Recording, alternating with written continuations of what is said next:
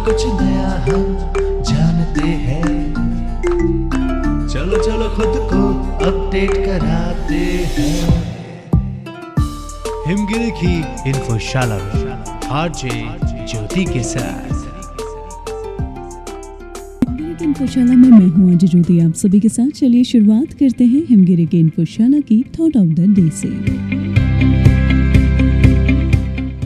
किसी ने क्या खूब कहा है कि अगर आप किसी की खुशियां लिखने वाली पेंसिल नहीं हो सकते तो एक अच्छा इरेजर बने जो किसी का दुख मिटा सके। यूँ तो हम अपने लिए जिंदगी में बहुत कुछ करते हैं। वो छोटी छोटी ख्वाहिशें जो हम रखते हैं उसे पूरा करने के लिए ढेर सारी मेहनत करते हुए जब वो चीजें हमें हासिल होती है तो बेहद खुशी होती है। लेकिन अगर छोटी सी चीज किसी के लिए करने का मौका मिले तो उसकी तुलना किसी भी तरह से और चीजों से नहीं हो सकती। तो इसलिए जिंदगी में किसी की मुस्कुराहट का जरिया बने, न कि किसी की तकलीफ का। तो चलिए अब हिमगिरी के इन्फोशाला में जानते हैं कि क्या कहता है आज का दिन।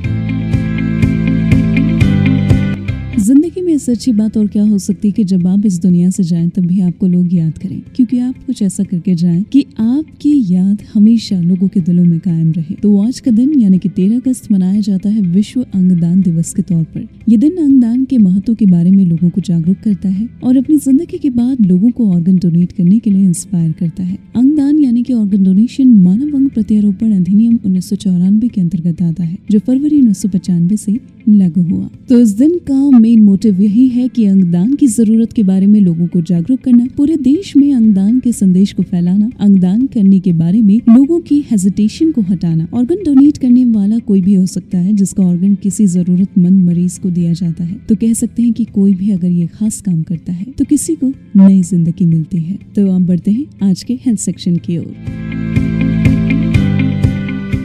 लंबे समय से हमारे बीच कोरोना वायरस महामारी मौजूद है, लेकिन धीरे धीरे अब हम अपने नॉर्मल रूटीन की तरफ बढ़ रहे हैं। ऐसे में बच्चों का लंबे समय से घर पर रहना उनको मानसिक और शारीरिक तौर पर प्रभावित कर सकता है। तो चलिए आज की हेल्थ टिप में आपको बताते हैं बच्चों को मेंटली और physically healthy, fit and fine रखने के लिए पेरेंट्स किस तरह की खास भूमिका निभा सकते हैं। सबसे पहले जरूरत है कि पेरेंट्स बच्चों के दोस्त बने, उनको दोस्तों की तरह समझे, उनके दोस्तों की तरह उनकी मदद करें और उनका भरोसा जीते। इससे बच्चों को अच्छा लगेगा और अपनी हर परेशानी को वो आपसे साझा करेंगे। साथ ही बच्चों के साथ कुछ खास मोमेंट्स को पूरा एंजॉय करें। साथ ही उनका रोज का शेड्यूल तैयार करें। सुबह बच्चा कितने बजे उठेगा, कब से कब तक पढ़ाई करेगा, कब से कब तक खेलेगा, कितने बजे सोएगा आदि। आपको उसके पूरे दिन का रूटीन तैयार करना है। इससे बच्चा बिजी रहेगा और उसका काम में मन लगेगा। और आखिर में बच्चों को कुछ नया जरूर सिखाएं। आप बच्चे को गार्डनिंग सिखा सकते हैं या फिर पेंटिंग सिखा सकते हैं, और चाहे तो आप उन्हें घर के काम भी जरूर सिखाएं। इससे बच्चों पर पॉजिटिव असर पड़ेगा। तो चलिए अब बढ़ते हैं आज के उत्तराखंड कॉर्नर की ओर।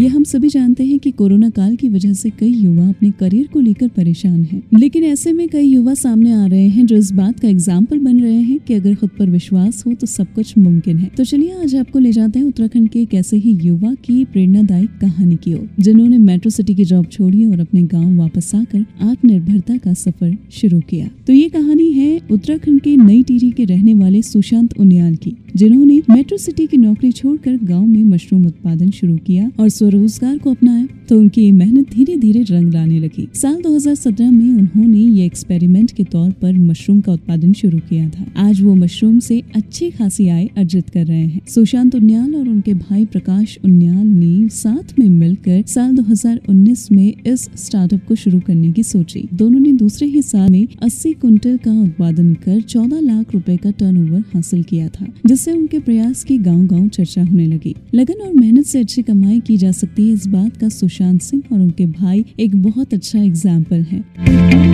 तो हिमगिरी के इन्फोशाला में आज के लिए बस इतना ही। कल फिर होगी आप सभी से मुलाकात नए दिन की कुछ बातों के साथ। तब तक सुनते रहिए 107.8 FM पे हिमगिरी की आवाज, आपकी अपनी आवाज।